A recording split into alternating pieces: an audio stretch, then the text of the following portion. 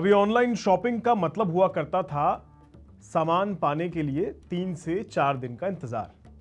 फिर next day delivery का option सामने आने लगा और अब 10 मिनट में सामान आपके घर पहुंच रहा है। लेकिन इस 10 मिनट की रेस में खिलाड़ी इतने हो गए हैं कि प्राइस वॉर शुरू हो सकता है, जिसका नुकसान अब तक तो केवल मोहल्ले की किराना की जो दुकानें हुआ करती थी उन तक सीमित था, लेकिन अब ये आग इस 10 मिनट में सामान डिलीवरी करने वाली कंपनियों को भी नुकसान पहुंचा रही है। तो हुआ क्या है, चलिए बताता हूं आपको। दरअसल पिछले कुछ दिनों में 2 ऐसी खबरें आई हैं जिन्होंने पूरे क्विक कॉमर्स इंडस्ट्री में हलचल मचा दी है। पहली खबर है, अमेज़न ने इंडिया में अपनी क्विक कॉमर्स सर्विसेज को काफी तेजी से एक्सपेंड करना शुरू कर दिया है। और दूसरी, सिर्फ इसी खबर के बाद स्टॉक मार्केट में इटर्नल यानी जो ब्लिंकिट की पेरेंट कंपनी है और स्विगी की मार्केट वैल्यू यानी इन दोनों की जो मिलाकर मार्केट वैल्यू है ना, वो मिलकर 1.5 बिलियन डॉलर होती है और इसमें करीब 12,500 करोड़ रुपए ये घट गई है। मतलब 1.5 बिलियन डॉलर का घाटा दोनों कंपनियों को मिलाकर झेलना पड़ रहा है। यानी सिर्फ अमेज़न की एग्रेसिव स्ट्रैटेजी ने इन्वेस्टर्स को इतना डरा दिया है कि उन्होंने ब्लिंकिट और स्विगी के शेयर्स को बेचना शुरू कर दिया है। लेकिन सवाल यह है कि अमेज़न आखिर ऐसा क्या करने जा रही है जो ब्लिंकिट, स्विगी और ज़ेप्टो जैसी कंपनियों के लिए इतनी बड़ी चुनौती बन सकता है? और क्या इस कंपटीशन का फायदा कस्टमर्स को भी मिलेगा या फिर इसका सबसे बड़ा नुकसान लोकल किराना स्टोर्स को ही होगा? ये सवाल उलझन जरूर पैदा करने वाला है, लेकिन जब आप पूरी स्टोरी सुनेंगे तो चीजें आपको क्लियर होंगी कि आखिर चल क्या रहा है और क्या होने वाला है।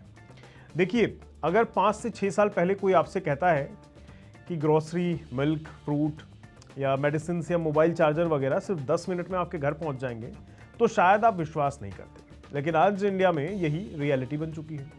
अगर घर में अचानक दूध खत्म हो जाए, ब्रेड चाहिए हो, कोल्ड ड्रिंक चाहिए हो, मोबाइल चार्जर खराब हो जाए या अचानक मेहमान आपके घर आ जाए, तो बस ऐप खोलिए, ऑर्डर कीजिए और 10 से 15 मिनट में सामान आपके घर के दरवाजे पर आ जाता है।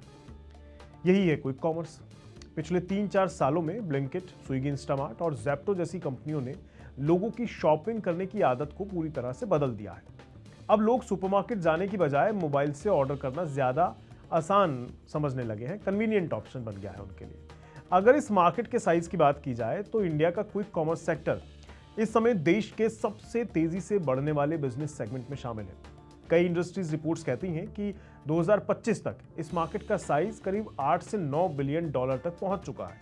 और एक्सपर्ट्स का अनुमान है कि आने वाले टाइम में, मतलब अगर यही ग्रोथ बनी रहती है, तो 2030 तक ये मार्केट 35 से 40 बिलियन डॉलर तक पहुंच सकता है। यानी सिर्फ 5 साल में ये इंडस्ट्री करीब 4 गुना बड़ी हो सकती है। यही वजह है कि अब हर बड़ी कंपनी इस मार्केट में अपनी जगह बनाना चाहती है। अब तक इस मार्केट में ब्लिंकिट, स्विगी, इंस्टामार्ट और ज़ेप्टो एक दूसरे से मुकाबला कर रहे थे, लेकिन अब इस रेस में अमेज़न भी पूरी ताकत के साथ उतर चुका है। अमेज़न कोई नई कंपनी तो है नहीं। इंडिया में ई कॉमर्स मार्केट में ये पिछले कई सालों से सबसे बड़े प्लेयर्स में से एक है। उनके पास करोड़ों कस्टमर्स हैं, मजबूत सप्लाई चेन है, बड़े बड़े वेयर हाउसेज हैं, हजारों डिलीवरी पार्टनर्स हैं और सबसे बड़ी बात, उनके पास एक्सपेंशन के लिए भरपूर फाइनेंशियल स्ट्रेंथ है। अमेज़न ने हाल ही में इंडिया में 2030 तक करीब 4 बिलियन डॉलर यानी लगभग 35,000 करोड़ का एक्स्ट्रा इन्वेस्टमेंट करने की भी कमिटमेंट को दोहराया है।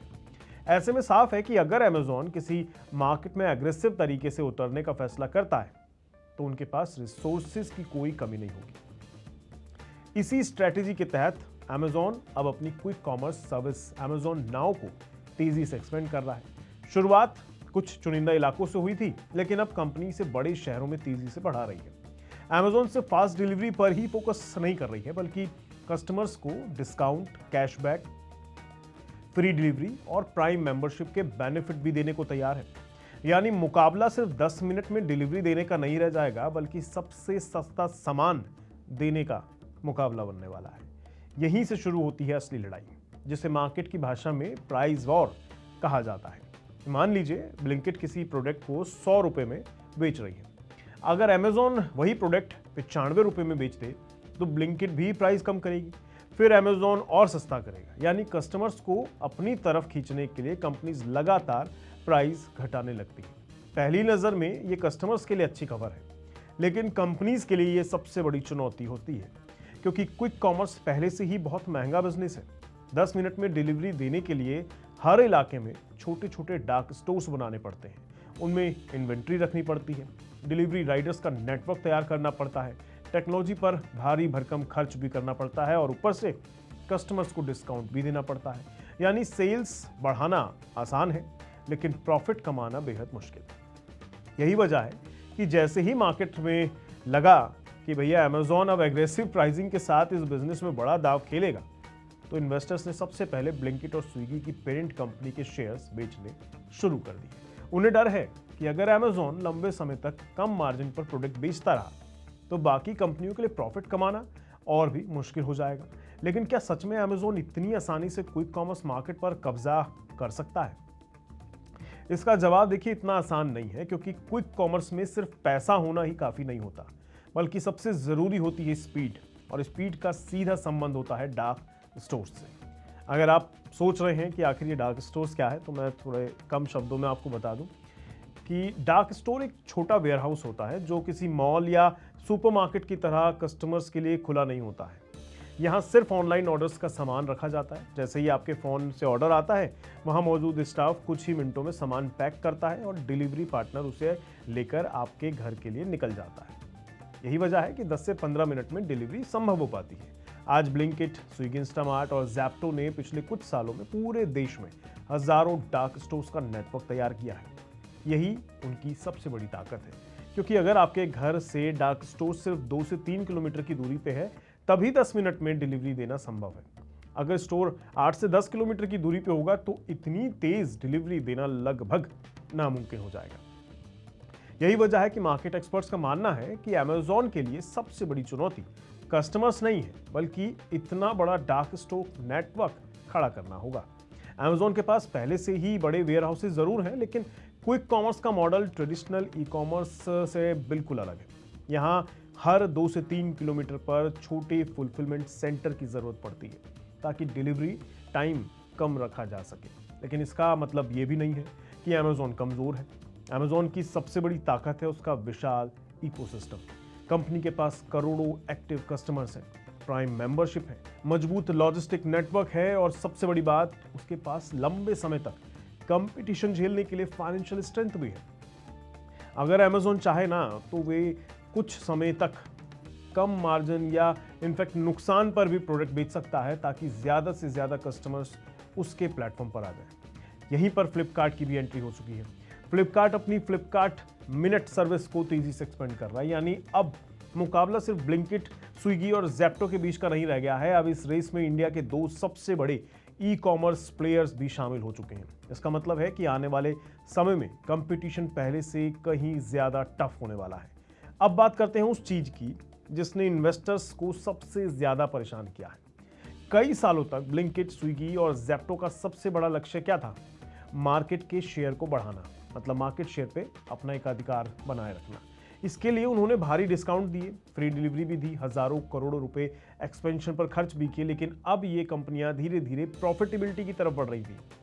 यानी अब उनका फोकस सिर्फ ऑर्डर बढ़ाने पर नहीं था, बल्कि हर ऑर्डर से कमाई करने पर भी था। दूसरी तरफ अगर आप देखें तो अमेज़ॉन और फ्लिपकार्ट की स्ट्रैटेजी अलग दिखाई दे रही है, क्योंकि उनका तो ये पहला कदम है। उनका लक्ष्य मार्केट शेयर हासिल करना होगा। अगर इसके लिए शुरुआत में ज़्यादा डिस्काउंट भी उन्हें देने पड़े या कम मार्जिन पर प्रोडक्ट भी बेचने पड़े, तो भी वो उसके लिए तैयार होंगे। यही वजह है कि एनालिस्ट को लगता है कि आने वाले टाइम में क्विक कॉमर्स मार्केट में एक नई प्राइस वॉर देखने को मिल सकती है। हालांकि ब्लिंकिट और स्विगी, इंस्टामार्ट फिलहाल इस प्राइस वॉर में कूदने के मूड में तो नहीं दिखाई देते। कई रिपोर्ट्स कहती हैं कि दोनों कंपनियां फिलहाल अपने मार्जिन्स बचाने की कोशिश कर रही हैं। यानी वो हर प्रोडक्ट पर भारी डिस्काउंट देने की बजाय सस्टेनेबल बिजनेस मॉडल पर फोकस करना चाहती हैं। लेकिन अगर अमेज़ॉन और फ्लिपकार्ट लगातार सस्ता सामान बेचते रहे तो शायद इन्हें भी अपनी स्ट्रैटेजी बदलनी पड़ सकती है। अब सवाल यह है कि इस पूरी लड़ाई का सबसे बड़ा फायदा किसको मिलेगा? जवाब है कस्टमर्स। कंपटीशन जितना बढ़ेगा, डिस्काउंट उतने बढ़ सकते हैं, डिलीवरी चार्जेस कम हो सकते हैं, ऑफर और कैशबैक बढ़ सकते हैं और सर्विस क्वालिटी भी बेहतर हो सकती है। यानी शॉर्ट टर्म में कस्टमर्स के लिए ये कंपटीशन काफ़ी फायदेमंद साबित हो सकता है। लेकिन कहानी का एक हिस्सा नहीं देखना चाहिए, दूसरा पहलू भी है। अगर कंपनीज लगातार डिस्काउंट देती रहीं तो प्रॉफिट कमाना मुश्किल हो जाएगा, और अगर लंबे समय तक किसी कंपनी का बिजनेस प्रॉफिट में नहीं आता तो उससे एक्सपेंशन करने में मुश्किल आएगी और वो धीमा पड़ सकता है, या फिर प्राइस बढ़ाने पड़ सकते हैं। यानी अभी जो लड़ाई कस्टमर्स के लिए फायदेमंद दिखाई दे रही है वही आने वाले समय में इंडस्ट्री की दिशा भी तय करेगी। लेकिन इस समय जो चल रहा है उसमें जो सबसे बड़ा सवाल निकल कर आता है कि इस 10 मिनट की डिलीवरी की रेस का सबसे बड़ा नुकसान किसको हो रहा है? आपके मोहल्ले के किराना स्टोर्स को या फिर लोकल शॉप्स को? कंपटीशन में टिकने के लिए कोशिश वो भी कर रहे हैं, लेकिन जब इतने बड़े बड़े जाइंट्स पैसा खर्च कर रहे होंगे तो ये कितना टिक पाएंगे? जाहिर तौर पर नुकसान इन्हें हो रहा है, लेकिन कितना, चलिए बता दूं। जब क्विक कॉमर्स की शुरुआत हुई थी तब लोगों को लगा था कि अब मोहल्ले की किराना शॉप्स का बिजनेस धीरे धीरे खत्म हो जाएगा, क्योंकि अगर वही सामान 10 मिनट में घर पहुंच रहा है तो आखिर कोई दुकान तक क्यों चल के जाएगा। लेकिन पिछले कुछ सालों का डेटा कुछ अलग कहानी बताता है। जी हाँ, ऐसा नहीं है कि किराना स्टोर का वजूद खत्म हो गया है या खत्म हो जाएगा पूरी तरह। अपना देश बहुत बड़ा है। इंडिया में आज भी ग्रोसरी मार्केट का 90% से ज्यादा हिस्सा ट्रेडिशनल किराना स्टोर्स के पास ही मौजूद है। क्विक कॉमर्स तेजी से बढ़ जरूर रहा है, लेकिन ग्रोसरी मार्केट में इसकी हिस्सेदारी अभी भी लगभग 4 से 5% के आसपास मानी जाती है। यानी क्विक कॉमर्स अभी भी पूरे ग्रोसरी मार्केट का एक छोटा सा हिस्सा पर है। यानी आज भी ज्यादातर लोग महीने का बड़ा राशन अपने आसपास की दुकानों या सुपरमार्केट से ही खरीदते हैं। असल में क्विक कॉमर्स का सबसे ज्यादा इस्तेमाल इमरजेंसी परचेज के लिए होता है। मतलब तुरंत आपको कोई जरूरत की चीज खत्म हो गई है तो आपने मंगा ली। लेकिन जब महीने भर का राशन कोई खरीदना चाहता है तब ज्यादातर लोग आज भी किराना स्टोर्स या सुपरमार्केट जाना पसंद करते हैं। यानी क्विक कॉमर्स ने शॉपिंग का तरीका जरूर बदल दिया है, लेकिन उसने ट्रेडिशनल ग्रोसरी मार्केट को पूरी तरह से रिप्लेस नहीं किया है। हालांकि इसका मतलब ये भी नहीं है कि किराना स्टोर्स के सामने कोई चुनौती नहीं है। चुनौती पहले से कहीं ज्यादा बड़ी हो चुकी है आज के टाइम में। आज का कस्टमर सिर्फ सस्ता सामान नहीं चाहता है, बल्कि कन्वीनियंस भी चाहता है। उसे दुकान तक जाने की जरूरत ना पड़े, लाइन में ना खड़ा होना पड़े और सामान सीधे घर पहुंच जाए। यही वजह है कि अब कंपटीशन सिर्फ प्राइस का नहीं रह गया है, बल्कि कन्वीनियंस का भी हो गया है। इसी बदलाव को देखते हुए कई लोकल किराना स्टोर्स भी अब व्हाट्सएप पर ऑर्डर लेने लगे हैं। कई दुकानदार खुद होम डिलीवरी शुरू कर चुके हैं, कुछ अपनी एप्स बना रहे हैं तो कोई ONDC जैसे प्लेटफॉर्म से जुड़ रहे हैं। यानी अब छोटे दुकानदार भी टेक्नोलॉजी का इस्तेमाल करके कंपटीशन करने की कोशिश कर रहे हैं। अब सवाल यह है कि इस पूरी लड़ाई का सबसे बड़ा फायदा किसे मिल रहा है? अगर शॉर्ट टर्म की बात करें तो जैसा मैंने शुरू में बताया, इसमें सबसे बड़ा विनर तो कस्टमर ही है। लेकिन कंपटीशन बढ़ता दिखाई देगा तो जाहिर तौर पर उनको बहुत सी चीज़ें फ़ायदेमंद दिखेंगी। डिलीवरी तेज़ मिल जाएगी, कंपनीज एक दूसरे से कंपटीशन करने के चक्कर में बेहतर सर्विस देने की कोशिश करेंगी। यानी कस्टमर्स के लिए आने वाला टाइम फ़ायदेमंद हो सकता है, लेकिन अगर लॉन्ग टर्म की बात करें तो विनर वही कंपनी होगी जो सिर्फ ज़्यादा ऑर्डर्स ही नहीं बल्कि प्रॉफिट भी कमा पाएगी। क्योंकि क्विक कॉमर्स में सिर्फ सेल्स बढ़ाना काफ़ी नहीं होगा, हर ऑर्डर पर होने वाले खर्च को कंट्रोल करना भी होगा। अगर कोई कंपनी लगातार नुकसान में ऑर्डर डिलीवर करती रही तो लंबे समय तक उसका बिजनेस चलाना आसान नहीं होगा। यही वजह है कि एनालिस्ट का मानना है कि आने वाले 2 से 3 साल क्विक कॉमर्स इंडस्ट्री के लिए सबसे इंपॉर्टेंट साबित होंगे। इसी दौरान ये तय होगा कि अमेजॉन की एग्रेसिव स्ट्रैटेजी सफल होती है या ब्लिंकिट, स्विगी, इंस्टामार्ट और ज़ेप्टो अपनी मार्केट लीडरशिप बचाए रखने में कामयाब रहते हैं। लेकिन यहाँ एक और दिलचस्प बात है जिस पर बहुत कम लोग ध्यान देते हैं। अमेजॉन और फ्लिपकार्ट इस मार्केट में सिर्फ ग्रोसरी बेचने नहीं आए हैं। उनका असली लक्ष्य कस्टमर्स की शॉपिंग हैबिट्स को बदलना है। अगर कोई कस्टमर दिन में 2 या 3 बार भी उनके ऐप पर यानी अमेजॉन के ऐप को खोल लेता है और वहाँ चले जाता है तो भविष्य में वही customer mobile, TV, fashion, electronics, home appliance, insurance और दूसरी सर्विसेज भी उसी प्लेटफॉर्म से जाके खरीदेगा, क्योंकि वो उसकी हैबिट का हिस्सा बन जाएगा। यानी क्विक कॉमर्स सिर्फ ग्रोसरी बेचने तक बिजनेस नहीं करने वाली, बल्कि कस्टमर्स को अपने पूरे इकोसिस्टम का हिस्सा बनाने की स्ट्रैटेजी ज़्यादा दिखाई देती है। यही वजह है कि अमेजॉन और फ्लिपकार्ट इस मार्केट में हज़ारों करोड़ रुपए इन्वेस्ट करने के लिए तैयार है। आपका इस पूरे मुद्दे पर क्या कहना है? आपके क्या विचार हैं? क्या लगता है आपको किसको कितना फ़ायदा और किसको कितना नुकसान हो सकता है? और भविष्य सुपरमार्केट का होगा, किराना स्टोर्स का होगा या फिर क्विक कॉमर्स इंडस्ट्री का? कमेंट करके ज़रूर बताइएगा। मैं मिलूंगा आपसे अगली वीडियो में। तब तक के लिए दीजिए इजाज़त। नमस्कार।